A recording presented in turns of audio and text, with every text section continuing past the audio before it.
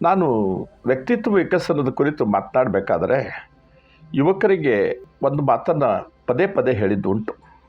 ಅದೇನಂತಂದರೆ ಸಂವಹನ ಕಲೆ, communication skills it place A very dominant role in our personality development ಅಂತ ನಾನು ಹೇಳಿದ್ದೇನೆ.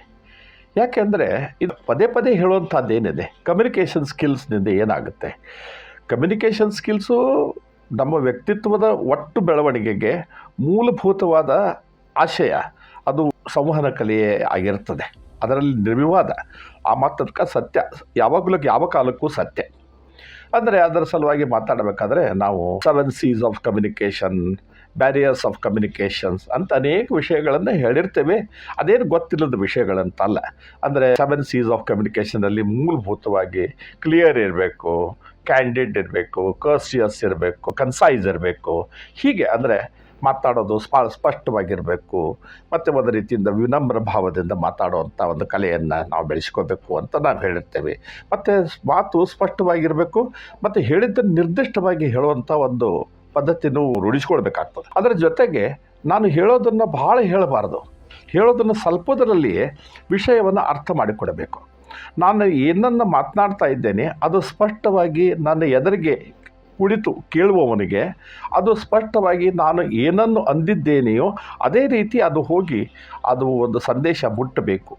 ಮತ್ತು ದ್ವಂದ್ವಾರ್ಥಗಳು ಇರದಾಗೆ ಮಾತಾಡಬೇಕು. 2 ಅರ್ಥಗಳು ಬರೋಂಗೆ ನಾವು ಕೆಲವೊಂದು ಸರಿ ಮಾತಾಡ್ತೇವೆ.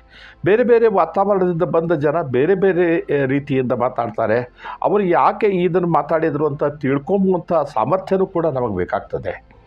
ಆದರೆ ನಾನು ಹೇಳಿದಾಗೆ ಕೋಪೋದ್ರಿಕ್ತರಾಗಿ ಏನೇನೋ ಮಾತುಗಳನ್ನು, ಇಲ್ಲ ಸಲ್ಲದ ಮಾತುಗಳನ್ನು ಆಡಬಾರದು ಅಂತ ನಾನು ಅನೇಕ ಸಾರಿ ಹೇಳಿದ್ದೇನೆ, ಈಗಲೂ ಹೇಳ್ತಾ ಇದ್ದೇನೆ. ನಮ್ಮ ವ್ಯಕ್ತಿತ್ವದ ಒಟ್ಟು ಹಿರಿಮೆ ಗರಿಮೆಗೆ ಭಾಳ ಮೂಲಭೂತವಾಗಿ ಈ ಕಮ್ಯುನಿಕೇಷನ್ ಸ್ಕಿಲ್ಸ್ ಎಂಬುದನ್ನು ಬೇಕಾಗ್ತದೆ. ಅದು ಎಲ್ಲದಕ್ಕಿಂತ ಹೆಚ್ಚು ಈ ಮಾತುಗಳು ಇವೆಲ್ಲ ಸತ್ಯವೇ.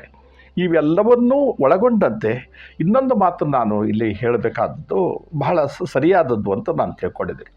ಏನದು ಮಾತು ಅಂದರೆ, ನಮ್ಮಲ್ಲಿ art of hearing and art of listening ಅಂತಿದೆ. ಈಗ ಆರ್ಟ್ ಆಫ್ ಹಿಯರಿಂಗ್ ಅಂದರೆ ಕೇಳುವುದು ಅಂತಾರೆ, ಹಿಯರಿಂಗ್ ಅಂದರೆ ಕೇಳುವುದು ಅಂತ. ನಾನು ಏನನ್ನು ಮಾತನಾಡ್ತಾ ಇದ್ದೇನೆ ಅದನ್ನು ನೀವು ಕೇಳ್ತೀರ.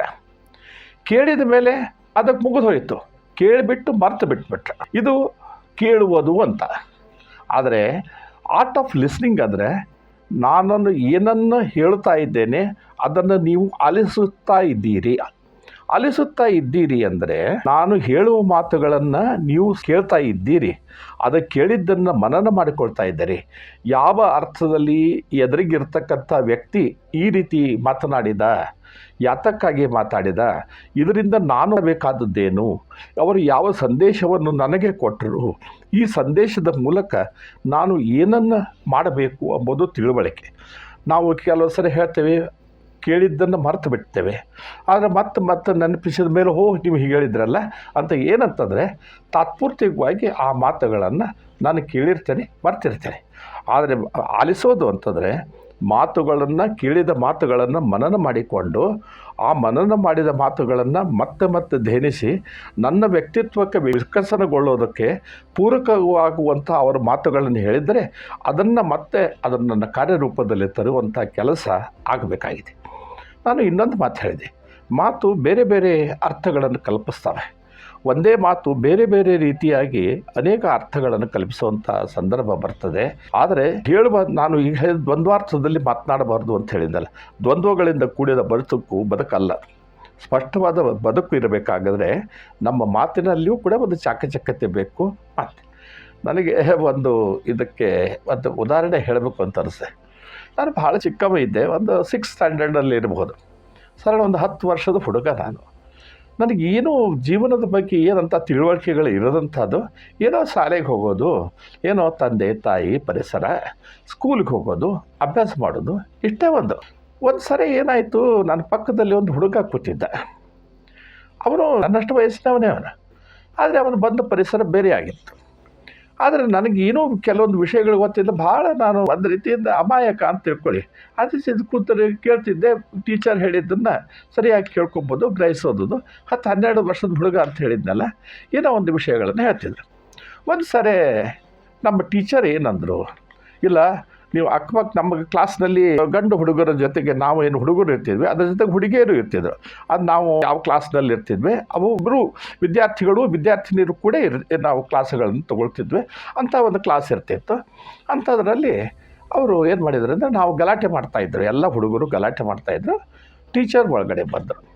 ಗಲಾಟೆ ಮಾಡ್ತಿರ್ಬೇಕಾದ್ರೆ ಎಲ್ಲ ಗದ್ದಲ ನೋಡಿ ಅವ್ರು ಏನಂದರು, ಇಲ್ಲ ನೀವು ಗಲಾಟೆ ಮಾಡಬಾರ್ದು, ಶಾಂತ ರೀತಿಯಿಂದ ಕೂತ್ಕೋಬೇಕು, ಇದು ಶಾಲೆ ಇದೆ, ಶಾಲೆಗೆ ಒಂದು ರೀತಿಯಿಂದ ಶಿಸ್ತು ಇರ್ತದೆ, ಆ ಶಿಸ್ತಿನ ಪ್ರಕಾರ ನೀವು ಪಾಲಿಸಲೇಬೇಕು. ಮತ್ತು ಇದು ಇಲ್ಲದೆ ಹೋದರೆ ಶಾಲೆ ಅಂತಾರೆ ಇದಕ್ಕೆ ಅದು ದೊಂಬೆ, ಇದಕ್ಕೇನಂತ ತಿಳ್ಕೊಂಡಿದ್ದೀರ, ಹೀಗೆಲ್ಲ ಮಾಡಬಾರ್ದು ಅಂತ ಅವ್ರು ಏನು ಹೇಳಿದರು.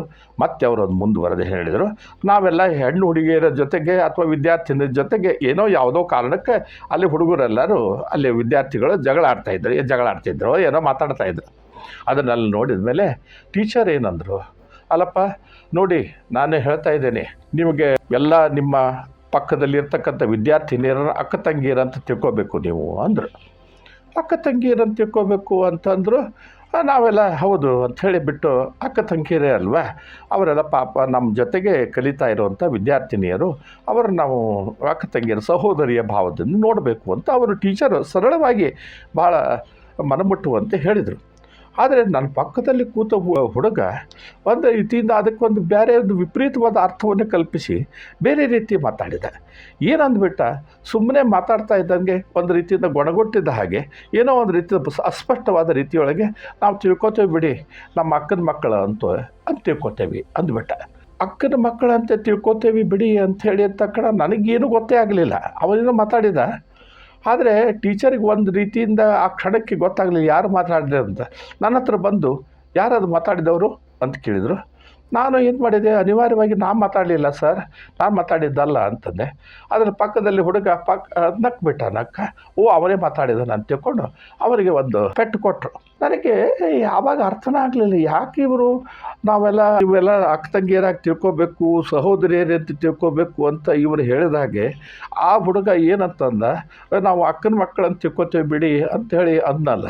ಇದು ನನಗೆ ತಿಳಿದೇವಲ್ಲ.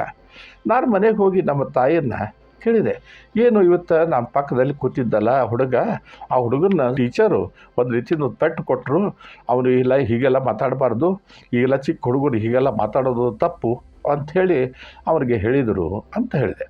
ಅಂದ್ಕೊಳ್ಳೆ ಅವ್ರು ಏನಂದ್ರಪ್ಪ, ಆ ಹುಡುಗ ಏನಂದ ಅಂತ ಕೇಳಿದ್ರು ನಮ್ಮ ತಾಯಿ. ಅವ್ರನ್ನೆಲ್ಲ ಅಕ್ಕನ ಮಕ್ಕಳಂತೆ ತಿಳ್ಕೊತೇವೆ ನಾವು ಅಂತ ಅಂದ ಆ ಹುಡುಗ. ಅಂದ ತಕ್ಷಣ ನಮ್ಮ ತಾಯಿ ಹೇಳಿದರು, ಅಕ್ಕನ ಮಗಳನ್ನ ಅಂತಂದರೆ ಅಕ್ಕನ ಮಗಳನ್ನ ನಾವು ನಮ್ಮಲ್ಲಿ ಪರಂಪರೆಯೊಳಗೆ, ನಮ್ಮ ಪದ್ಧತಿಯೊಳಗೆ, ಸುತ್ತಮುತ್ತಲ ಬದುಕಿನೊಳಗೆ ಅಕ್ಕನ ಮಕ್ಕಳನ್ನ ಮದುವೆ ಆಗುವಂಥ ಸಂದರ್ಭ ಇರ್ತದೆ, ಅನೇಕ ಸಾರಿ ಆಗ್ತವೆ ಇದು ಅಂತ, ಅದು ಮಾಡಿಸ್ಕೋತೇವೆ ಅಂಥೇಳಿ ಸೋದರ ಮಾವನ ಮದುವೆನೋ ಸೋದರ ಮಾವನ ಮಗನ ಮದುವೆ ಮಾಡ್ಕೊಂಬುವಂಥ ಪದ್ಧತಿ ಇರ್ತದೆ. ಅದಕ್ಕಾಗಿ ನಿಮ್ಮ ಟೀಚರು ಈ ರೀತಿ ಹೇಳಿರಬೇಕು, ಇದು ಹೇಳಿದರು ಅಂಥೇಳಿ ಮತ್ತೊಂದು ಸಾರಿ ನಕ್ಕರ. ನಿನಗೆ ತಿಳಿಯೋದಿಲ್ಲ, ಈಗ ತಿಳಿಯೋಲ್ಲ, ನೀನು ಚಿಕ್ಕ ವೈದ್ಯೆ, ಆಮೇಲೆ ಗೊತ್ತಾಗ್ತದೆ ಬಿಡಪ್ಪ ಅಂಥೇಳಿ ಹೇಳಿಬಿಟ್ರು. ನನಗೆ ಆಗ ಗೊತ್ತಾಯಿತು, ಈ ರೀತಿ ಕೂಡ ಮಾತಾಡ್ತಾರಲ್ಲ, ಈ ರೀತಿ ಮಾತಾಡೋದು ಒಂದು ರೀತಿಯಿಂದ ನನಗನ್ನಿಸ್ತು, ಯಾವ ರೀತಿಯಿಂದ ಕಮ್ಯುನಿಕೇಷನ್ನು ಏನೇನೋ ಅರ್ಥವನ್ನು ಪಡೆದುಕೊಳ್ತಾ ಹೋಗ್ತದೆ, ಆ ರೀತಿ ಅರ್ಥವನ್ನು ಪಡೆದುಕೊಳ್ತಾ ಹೋಗಬಾರ್ದು. ನಾನು ಮಾತಾಡಿದಂಥ ಮಾತುಗಳು ಅರ್ಥ ಸ್ಪಷ್ಟವಾಗಿರಬೇಕು ಅಂತ ನಾನು ಈಗ ಹೇಳಿದ್ನಲ್ಲ, ಆದರೆ ಬೇರೆ ಅರ್ಥವನ್ನು ಕಲ್ಪಿಸದ ಹಾಗೆ ಆ ಮಾತುಗಳನ್ನು ಆಡಬೇಕು. ಅದು ಮಾತಾಡಿದಾಗ ಮಾತ್ರ ಅದಕ್ಕೆ ಒಂದು ಅರ್ಥ ಬರ್ತದೆ. ಇದನ್ನು ನಾವು ನೆನಪಿನಲ್ಲಿಡಬೇಕು. ಇಲ್ಲದೆ ಹೋದರೆ ಏನೋ ಮಾತಾಡಿದ್ದಕ್ಕೆ ಯಾವುದೋ ಒಂದು ವಿಪರೀತ ಅರ್ಥವನ್ನು ಕಲ್ಪಿಸಿ ನಾವು ಮಾತನಾಡುವಂಥದ್ದಿದೆ. ಮತ್ತು ಇನ್ನೊಂದು ಭಾಳ ದೊಡ್ಡ ತಪ್ಪು ನಾವು ಮಾಡ್ತಾ ಇರೋದು, ಈ ಸಮಾಜಕ್ಕೆ ಆಗ್ತಾ ಇರುವಂಥ ದೊಡ್ಡ ಅನ್ಯಾಯ ಅಂತಂದರೆ, ಯುವಕರಾಗಲಿ ಬೇರೆಯವರಾಗಲಿ ತಿಳ್ಕೊಳ್ಬೇಕಾದಂಥ ಒಂದು ಮಾತಂದರೆ, ನಾವು V read between the lines.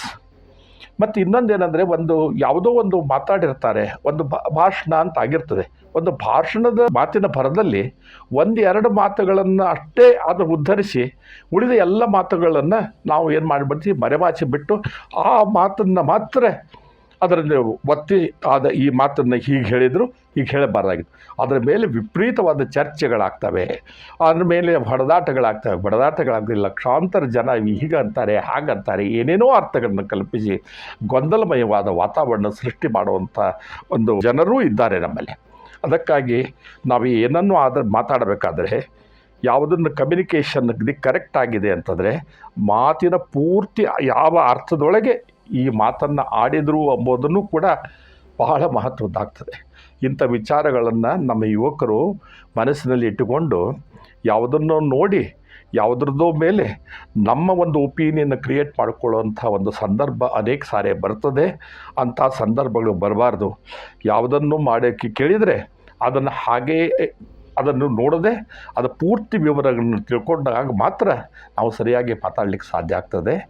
ಆ ರೀತಿಯಿಂದ ಒಂದು ರೀತಿಯಿಂದ ನಮ್ಮ ವ್ಯಕ್ತಿತ್ವ ವಿಕಸನ ಸರಿಯಾದಂಥ ಒಂದು ಮಾರ್ಗದಲ್ಲಿ ಮುನ್ನಡೆಯುತ್ತದೆ ಅಂತ ನನ್ನ ಸ್ಪಷ್ಟವಾದ ಅಭಿಪ್ರಾಯ.